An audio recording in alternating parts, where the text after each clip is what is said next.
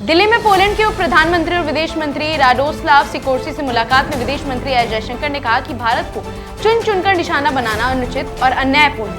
उन्होंने याद दिलाया कि हमारे क्षेत्र में लंबे समय से सीमा पार आतंकवाद की चुनौती रही है। जयशंकर ने स्पष्ट किया कि भारत इस मुद्दे पर हमेशा दृढ़ और साफ रुख रखता है। जम्मू कश्मीर नेशनल कॉन्फ्रेंस प्रमुख फारूक अब्दुल्ला ने कश्मीरी पंडित पलायन दिवस पर कहा कि उन्हें रोकने वाला कोई नहीं था, वे अपने गांव में आराम से रह सकते थे।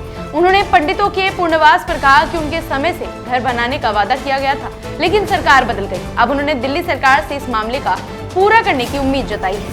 कृषि एवं किसान कल्याण मंत्री शिवराज सिंह चौहान ने कांग्रेस पर आरोप लगाया कि उसने विकसित भारत जी राम जी एक्ट पर जनता को गुमराह किया। उन्होंने कहा कि मनरेगा में कांग्रेस ने जो अधिकार दिए थे वे सिर्फ कागजों तक सीमित रहे।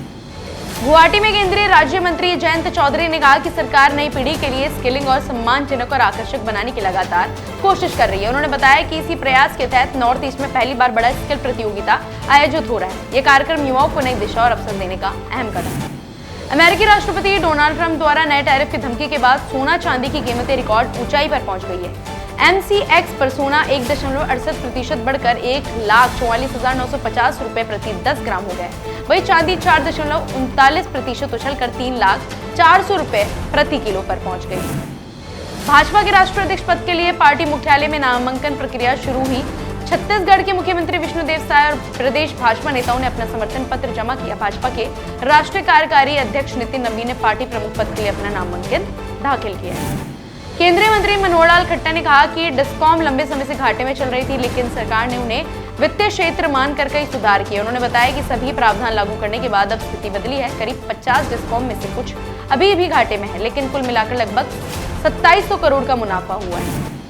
काजीगुंड रेलवे स्टेशन पर गणतंत्र दिवस से पहले मॉक ड्रिल आयोजित की गई। सुरक्षा एजेंसियों ने आपात स्थिति से निपटने की तैयारियों का अभ्यास किया। इस दौरान यात्रियों की सुरक्षा और सतर्कता व्यवस्था की जांच भी की।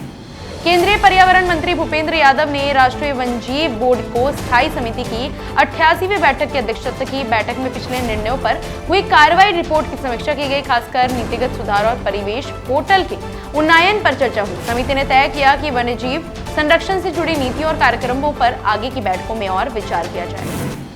जहानाबाद नीट अभ्यर्थी की मौत मामले में बिहार कांग्रेस ने पटना में मुख्यमंत्री नीतीश कुमार के खिलाफ प्रदर्शन किया।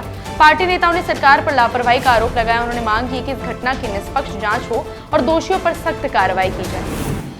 कोची में वरिष्ठ कांग्रेस नेता रमेश चेन्नीथला ने आरोप लगाया कि केरल के मुख्यमंत्री राज्य में सांप्रदायिकता को बढ़ावा दे रहे हैं। उन्होंने कहा कि CPM धर्म के आधार पर लोगों को बांटने की कोशिश कर रही है। चेन्नीथला ने जोर देकर कहा कि ऐसी राजनीति को किसी भी हाल में स्वीकार नहीं किया जा सकता।